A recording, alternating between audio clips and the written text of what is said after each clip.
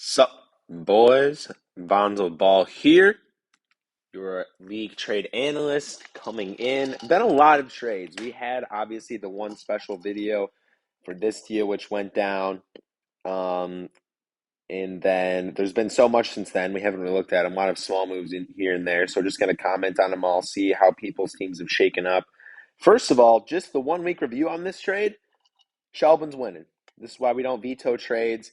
If anybody ever comes to me and says we need to veto a trade that wasn't collusion, um, this is why I disagree with them. Shelvin's team was better this week for not having Kamara because of he used Thielen and Damian Harris. Do I think it's going to work out for him long term? No. Do I think Marcel won this trade? Yes, but that's why we don't veto trades. You just never know what's going to happen.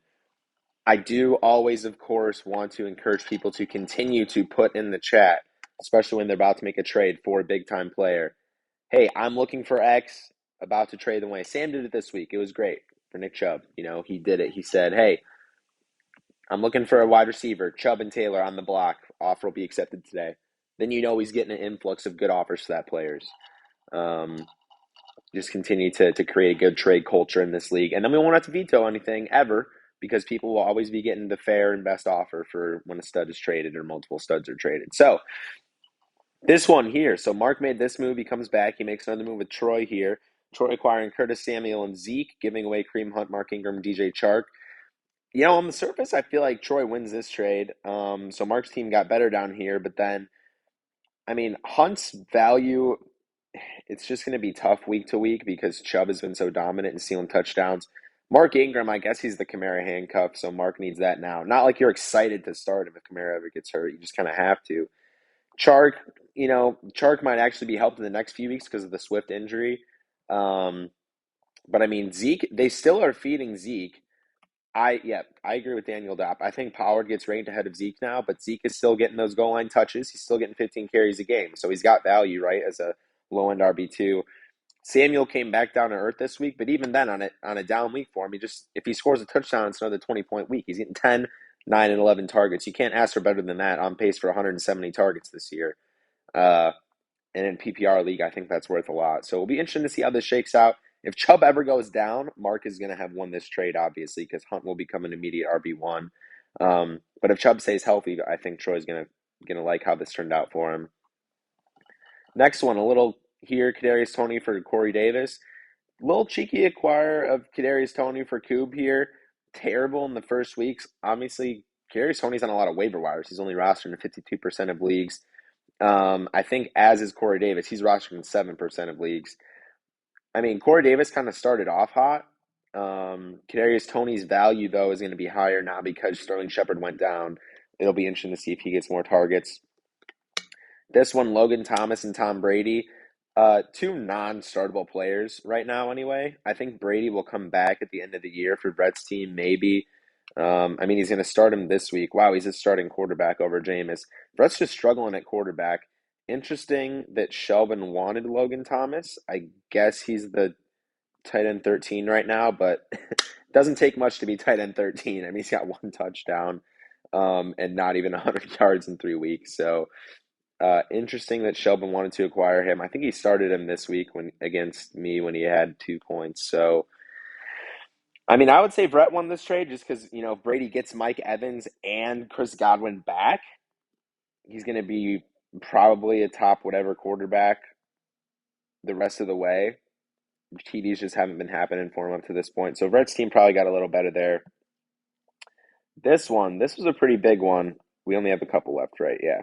This one, pretty big one here. Shelvin trading away CeeDee Lamb and Hollywood Brown, acquiring Antonio Gibson and Christian Kirk. Troy's team got a lot better with this trade. Hollywood has been good, and CD's been better with Cooper Rush than Dak. So that's something to look at. But Troy has improved his little squad here with some of these moves. Reason being, I was down on CeeDee Lamb, but look at him with Cooper Rush, 15, 22 points. I'm sure Shelvin was kind of scared of the Dak injury, and that's why he wanted to trade him away. Hollywood is the wide receiver 9 in PPR. he hasn't even he's gotten the end zone one time, and look at those point totals, 17 targets, just insane last week. A little bit of risk with him when Hopkins comes back, but uh, I definitely like Troy's side of this trade better because Christian Kirk has been hot. I mean, he's right now he's obviously top 10. He's wide receiver 6. Gibson, he's been pretty hot too. Like to be the number 12 RB, you don't have to do anything crazy. Couple touchdowns, a few catches here and there. Uh, so this is just honestly, it's working out for both these owners. I don't think either of these owners are mad right now. 4 solid players just kind of swapped. Shelvin gained a running back, whereas Troy gains a wide receiver and loses the one running back. So I mean, we'll see how this one plays out going forward. It looks like it's going to be pretty even. I would prefer Troy's side of it right now, but when Hopkins comes back, maybe that's not the case. Maybe when Dak comes back, CD isn't as good. Who knows? This one, simple one between me and John. So I offered this before Sunday, and then the trade sat out there for days, and John accepted it in the middle of the game. I think after Zay scored his touchdown, and he was like 8 catches for 60 yards and a touchdown at that point, and Ayuk hadn't played yet. So I showed those messages. We were talking. It was pretty funny. I was just like, didn't even know that trade was still out there.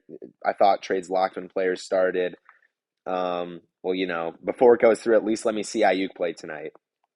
And he said, okay, that's fair. Ayuk scored, had 8 targets, but only 39 yards. Yeah, the bastard. I needed like 10 more yards to hit a $200 bet on him. Freaking bum, Jimmy Garoppolo. So then I was like, nah, I don't want this trade. I'm going to keep Zay. But then I realized I have Zay in a bunch of other leagues, and I only have Ayuk in maybe 1 or 2 other leagues. And I have Zay now in like almost every league. So I was like, okay, I think I would prefer Ayuk. I re-offered it to him, and he re-accepted it. I mean, it's a pretty even trade. Zay Jones is the wide receiver 2 for his team, and he's got Trevor Lawrence. Brandon Ayuk is the wide receiver 2 for his team, and he's got Jimmy Garoppolo. But he has a better coach and an offense that figures to maybe score a little more touchdowns, whereas Zay might have the risk of getting more touchdowns vultured by James Robinson, but his team is ascending. So it's a pretty even swap, and we'll see how it plays out going forward. Both of us feeling good about it right now because they both have had a good past couple of weeks. This is one of the big ones. Kuba acquiring Jalen Waddle and Khalil Herbert and trading away Dalvin Cook to Jake. Jake's team, this is going to be a risky move for him because he was wide receiver heavy. He had probably the best wide receivers in the league. I think he did this.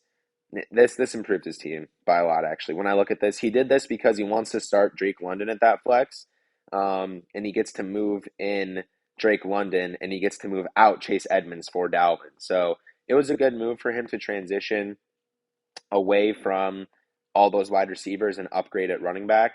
And now he's got, just a stud in there at running back with Dalvin as long as he stays healthy.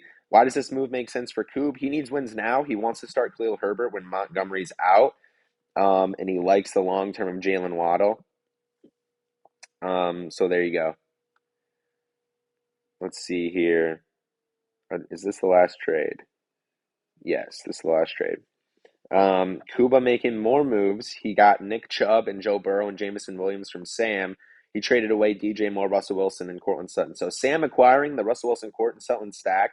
Koob going all in on the Tua to Waddle stack the rest of the year. I think he's going to start Burrow right now. And those messages coming through on our league. It's a different league I'm talking to Koob about. And I prefer. It's hard for me to tell what I prefer on this side of the trade because I think Nick Chubb is the best player in this trade. So Koob acquired the best player. Um,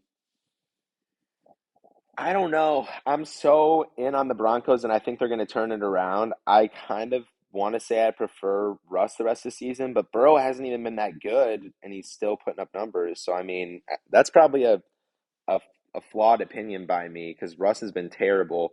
Um, Russ's numbers don't even like Russ has been terrible, and he still put up 20. I mean, the last 2 weeks have been really, really brutal, especially I would say. And outside of Sutton, it doesn't look like he has any weapons. So it'll be interesting. Sam's banking on him throwing a lot of touchdowns to Courtland Sutton, which Sutton has been a yards hog but hasn't gotten the end zone. The fact that he's wide receiver 17 without getting in the end zone is really good. I definitely like the Sutton part of this trade. DJ Moore not paying off on his draft capital. Baker has been bad, bad. I mean, those are bad numbers. He's like borderline not startable.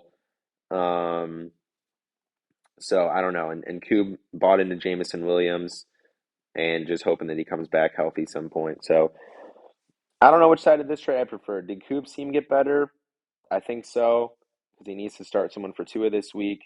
He gets the best RB or the best player in the trade in Chubb. Did Sam's team get better? Probably because he was so running back heavy. Now he gets a better wide receiver. He can have Russ coming off the bench. I didn't realize he has Herbert, so that's interesting. He basically did Chubb for Sutton straight up. If he's never like, in what world are you going to start Russell Wilson when you have Justin Herbert this year? Probably never. So I guess I didn't factor that in. But he also had Burrow, so it's kind of like he just swapped his bench QBs and he did Chubb for Sutton straight up. Uh, Fun fact: I actually offered Sam Diggs for Jonathan Taylor straight up, and he did not do it. He wanted Sutton for him instead. I don't know what happened with my screen there. He wanted Sutton for Nick Chubb instead of Diggs for Jonathan Taylor. Jonathan Taylor's the RB10 so far, um, and I was offering Diggs, who is the wide receiver one in our PPR league. So yeah, just a little bit of behind the scenes there for anyone. That's what I offered to him, and he went with Coop's trade and said, "We'll see as the season plays out if he's happy with that." But those are the trade reviews, boys. That's where we're standing at.